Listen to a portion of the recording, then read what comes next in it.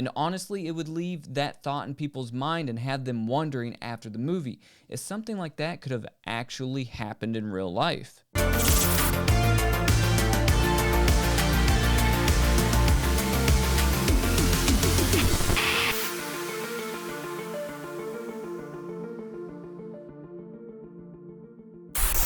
How's it going, creeps? Welcome back to Cinema Creep. Cinema Creep is a place where we discuss, dissect, and review all things vile, disgusting, and downright terrifying in the world of horror cinema.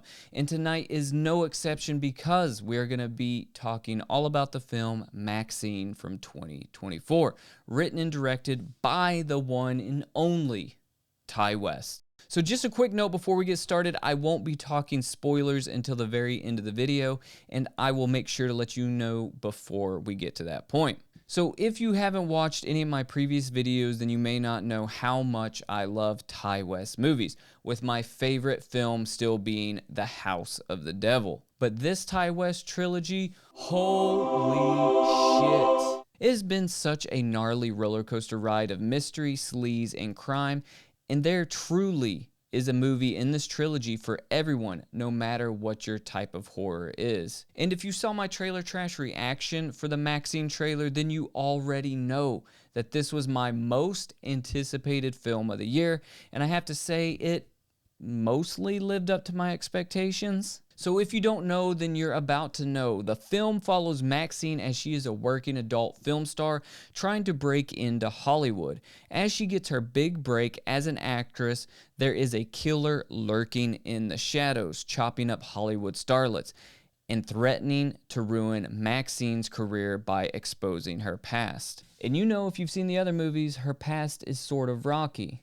I'm not judging. The first thing that you will immediately notice is the look and the tone of the film, as you are completely pummeled with 1980s nostalgia and music. The film does a great job at recreating the sleaze and the grime you would find in Los Angeles in the 80s. Ti West and crew do such a good job at making everything period correct and really yanking on my nostalgia chain when Maxxxine meets up with her friend Leon, who works at a video rental store. Mia Goth in this trilogy does an incredible job from playing Maxxxine and Pearl and Old Lady Pearl, as Maxxxine is often up to seemingly sketchy behavior and sort of just being a shitty person. I haven't once not wanted her to succeed. Maxxxine is just a likable character for me. Goth doesn't have as many chances in this film to showcase how good of an actress she is though, with the exception of maybe the audition scene in the beginning. I will say this though, as good as Mia Goth is in this film, she is kind of outshined by Kevin Bacon, who plays John Labatt, a private investigator peering into Maxxine's past.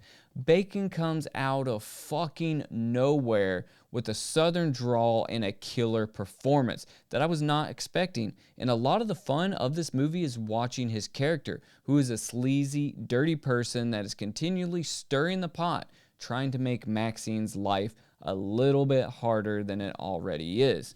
And speaking of great actors, you guys know I love Giancarlo Esposito, and he is fantastic in this as well, and I really, really enjoy him. I wish he would have got more screen time in Maxxxine. The overall violence in the movie is less than I expected compared to the previous films, and at times felt less like a horror film and more like a giallo, a mystery, or even a crime drama, which I was not expecting at all. The movie is pretty killer overall, and like I tell everyone that's been asking me about it, you don't have to watch the other movies in the trilogy before seeing Maxxxine to enjoy it, but you will be doing yourself an injustice not to see those movies first. If you watch the other films, then you'll really buy into Maxxine's character arc like I have, and if you don't watch those movies, then you might be confused by some of the flashbacks that you see in Maxxxine. So what am I going to rate Maxxxine? Well, I'm going to rate it 4 out of 5 creeps. And I thought I would give it 5 out of 5 creeps, but we're about to talk about some of the things I didn't like, and we're going to get into the spoilers right now. So here's your warning. If you haven't seen the movie yet and you don't want me to spoil it for you, then go ahead, turn the video off, and come back after you've seen the movie. Okay, so this is where we get to the good part. One of my major gripes with the film was the story overall. I think mentioning Richard Ramirez, the real life serial killer known as the Night Stalker, was a necessary step for Ty West because it was a major event happening in LA around the time that the movie takes place, and he wanted those pop culture references. But I wish Ty West would have tied it into the story a little bit better, with maybe the Night Stalker not being a serial killer in the Maxxine universe, but instead being framed by Maxxine for the people that Maxxine was killing that wronged her and stopped her from getting to the top. I think that would have been a much better story and ultimately have Maxxine achieve her dream, but she had to kill and sell her soul to do it. Mixing her story and the true story of the Night Stalker would be the perfect blending of reality and fantasy. And honestly, it would leave that thought in people's mind and have them wondering after the movie if something like that could have actually happened in real life. Instead, we got the storyline with Maxxine's estranged televangelist father, and that felt a little rushed and out of nowhere, even if they were trying to allude to it throughout the entire film, or, at least in the beginning where they had the film of Maxxine and her father talking back and forth. It just felt rushed to me. Her estranged father, played by Simon Pratst, he did okay, but I just really didn't like the character, and I didn't really like his motive either. His plan to kill the Hollywood starlets and eventually try to lure Maxxine to a home in the Hollywood Hills was kind of stupid. This is where he would eventually tie Maxxine up and confront her about her sins, as she is surrounded by individuals in masks and robes in a very cult-like ceremony.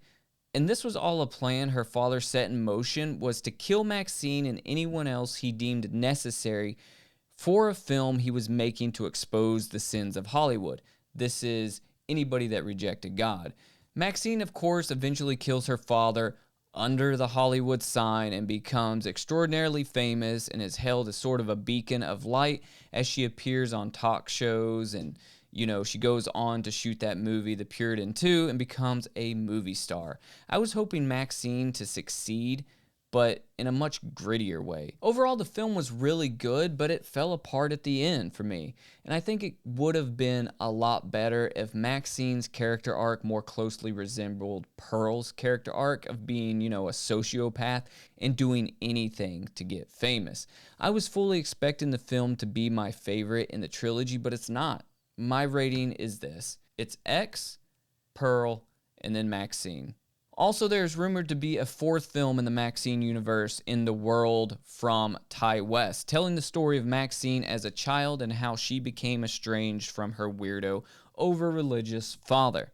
And I want to say I'm stoked for this, but I'm not. And I think it's time for Ty West to leave this character behind and move on to the next thing, because at this point, we're sort of just beating a dead horse, and I don't think that the movies are going to get any better as they continue on.